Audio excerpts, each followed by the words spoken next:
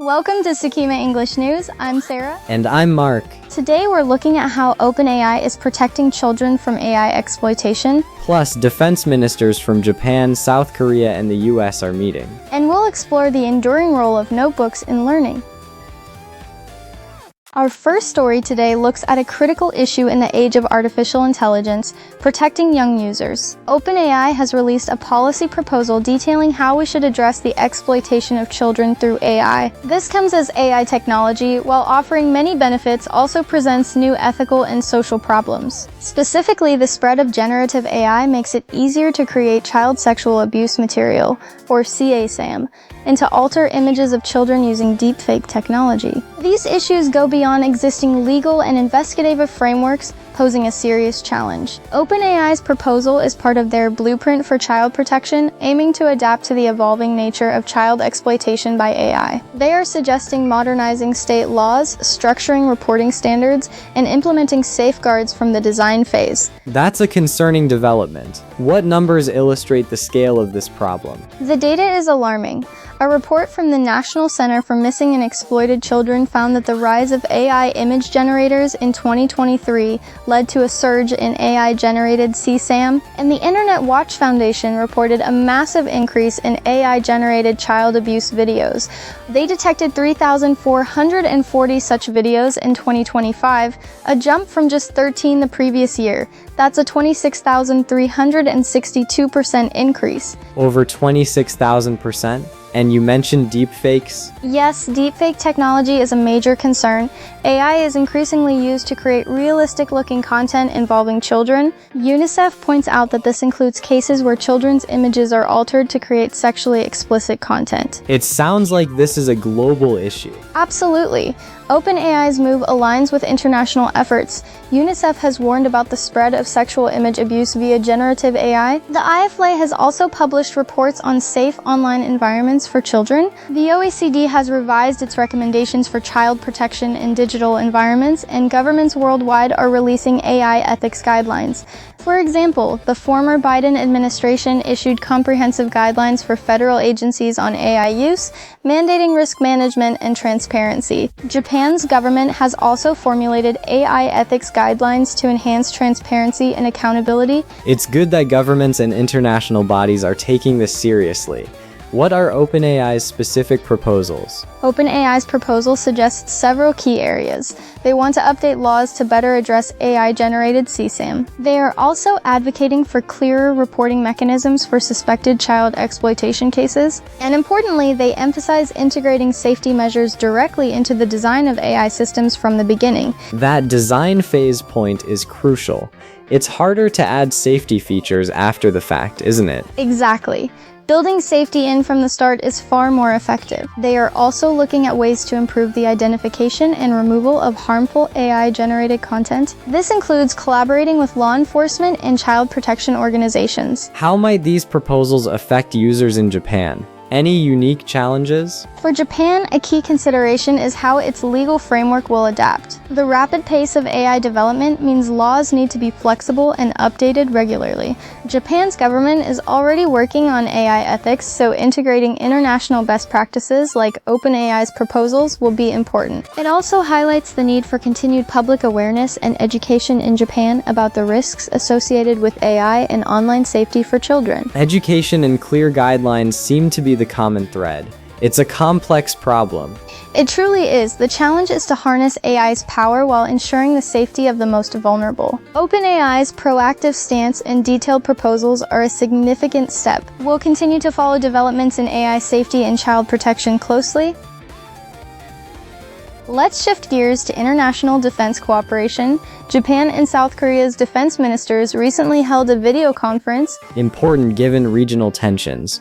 What was the main takeaway? The core agreement was to continue trilateral cooperation with the United States in the context of regional security challenges, particularly North Korea's ballistic missile launches. So reinforcing the alliance against North Korea's provocations. How often have they been meeting? This video conference was on April 8, 2026. Before that, a face-to-face meeting was in Yokosuka on January 30th, 2026. Quite frequent. What other security issues were discussed besides missile launches? Ministers exchanged views on the overall regional situation. North Korea's repeated ballistic missile and projectile launches are a significant destabilizing factor. I see. How has North Korea's activity been in terms of numbers? The Ministry of Defense reports that in 2023, North Korea launched at least 25 ballistic missiles. The pace continued into 2024, and they've already launched at least 6 in 2025. Those numbers are alarming. It shows a consistent and escalating pattern. Exactly. These launches violate UN Security Council resolutions, further intensifying the regional security environment. Given this, how have Japan and South Korea's defense ties been evolving? They have been strengthening defense cooperation to counter North Korean threats and maintain regional peace. Defense exchanges, which stalled after a 2018 radar incident, have resumed and become more active. That radar incident was a hurdle. Good to hear they've moved past it. Yes, the January 2026 meeting confirmed annual mutual visits and enhanced communication. They are also exploring cooperation in advanced technology fields like AI and unmanned systems. So not just traditional defense, but future technologies. How does this trilateral cooperation with the US fit in? The trilateral framework is crucial for responding to North Korea's threats. Strengthening this three-way link is a key objective, especially as the regional security situation becomes more complex. Makes sense to present a united front. What's the impact of this continued cooperation for Japan? For Japan, it means a more stable regional security environment and a clearer understanding of potential threats.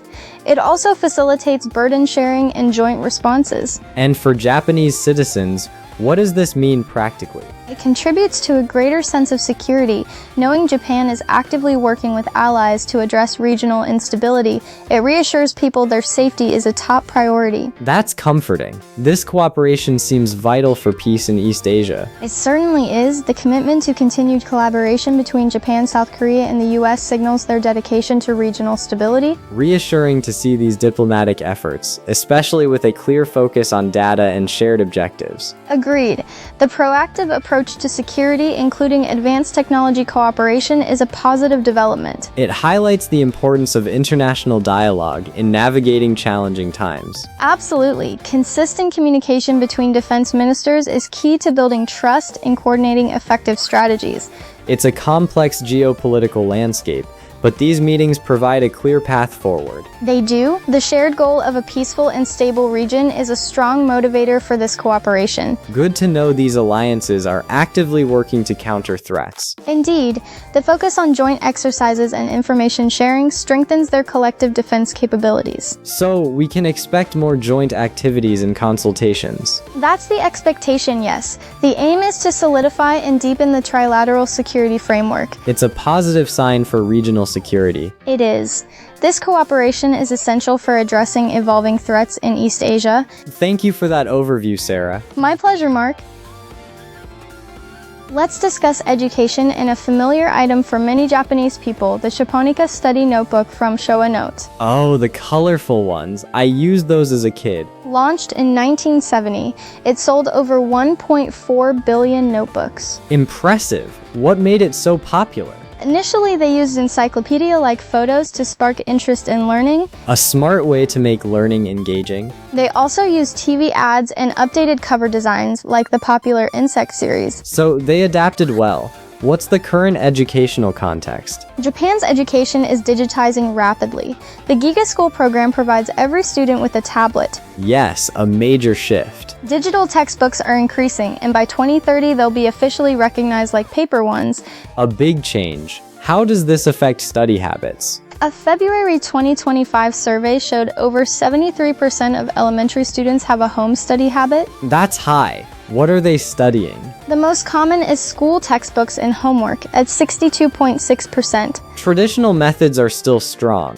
What about digital tools? Tablet learning using digital materials and apps is used by about 30.9%. Significant, but less than half of textbook users. The biggest challenge for students at home is maintaining concentration, cited by 34.2%. Concentration is always tough for kids. Other challenges include starting studying independently and finding it enjoyable. Students need more motivation support. Parents help by solving problems or explaining concepts, which 54.3% do. High parental involvement. What do parents want? Many parents, 63%, want more materials for independent study. Resources that foster self-reliance. Now the stationary market. The domestic market was projected for slight growth. But the digital shift must be impacting it. Yes, it's predicted to shrink due to digitalization and fewer school-aged children. Facing headwinds, any bright spots? Demand for stationery for hobbies and self-expression remains strong. People still invest in creative tools. The school stationery market, however, is expected to grow steadily. Interesting. Why? The article mentions a cultural emphasis on handwriting and customization. There's satisfaction in writing things down. Also, there's growing demand for eco-friendly products. Important consumer considerations. The digital learning and education DX market is predicted to reach around 250 billion yen by 2025. So while physical stationery faces challenges, digital education is booming. It is. This is happening as the curriculum emphasizes critical thinking and the drive to learn. The Japonica notebook, a symbol of traditional learning, is navigating this new landscape. Yes. Despite the digital push, the notebook as an entrance to learning remains. Fascinating how a past product adapts and stays relevant. It highlights how learning tools, digital or physical, must evolve for new educational goals. And for Japanese students, there's still a place for both familiar notebooks and new digital tools. Exactly. It's about finding the right balance for effective learning in modern Japan. Now let's look at some key vocabulary from today's stories. Our first item is exploit. To exploit means to use someone or something unfairly for your own advantage. For example, the company was accused of exploiting its workers by paying them very low wages. That's a serious accusation. Next, from the defense story, we have trilateral cooperation.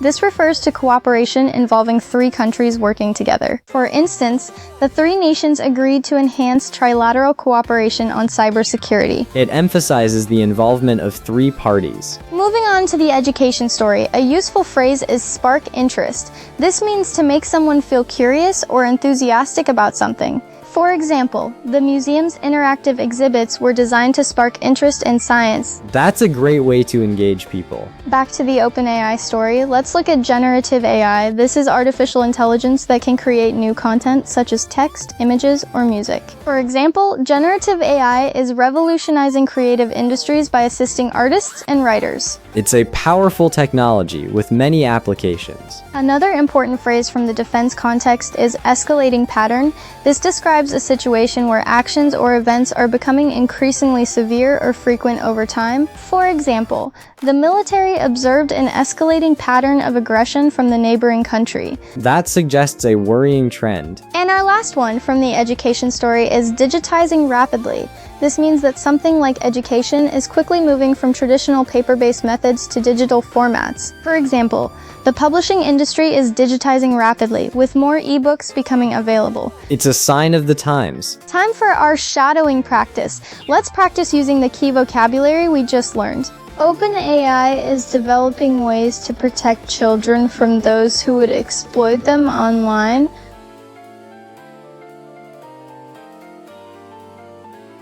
Let's try that one more time at normal speed. OpenAI is developing ways to protect children from those who would exploit them online.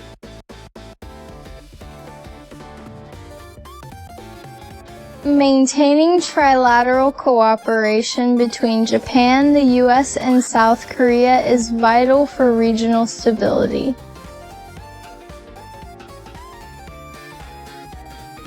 Let's try that one more time at normal speed. Maintaining trilateral cooperation between Japan, the US, and South Korea is vital for regional stability.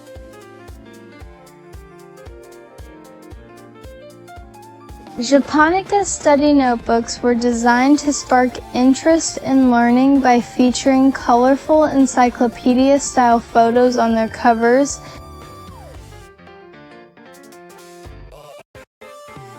Let's try that one more time at normal speed. Japonica study notebooks were designed to spark interest in learning by featuring colorful encyclopedia-style photos on their covers.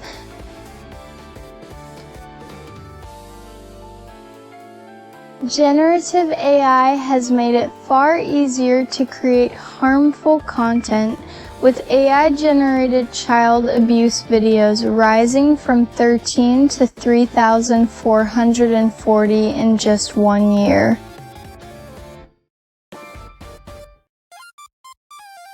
Let's try that one more time at normal speed. Generative AI has made it far easier to create harmful content, with AI-generated child abuse videos rising from 13 to 3,440 in just 1 year.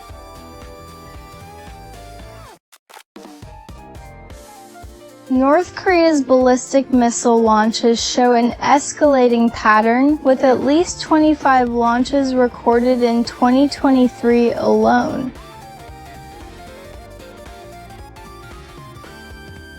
Let's try that one more time at normal speed. North Korea's ballistic missile launches show an escalating pattern, with at least 25 launches recorded in 2023 alone.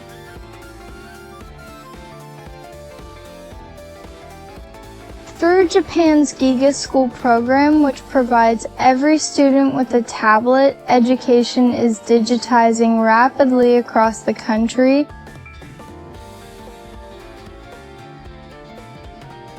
Let's try that one more time at normal speed. Through Japan's GIGA School program, which provides every student with a tablet, education is digitizing rapidly across the country.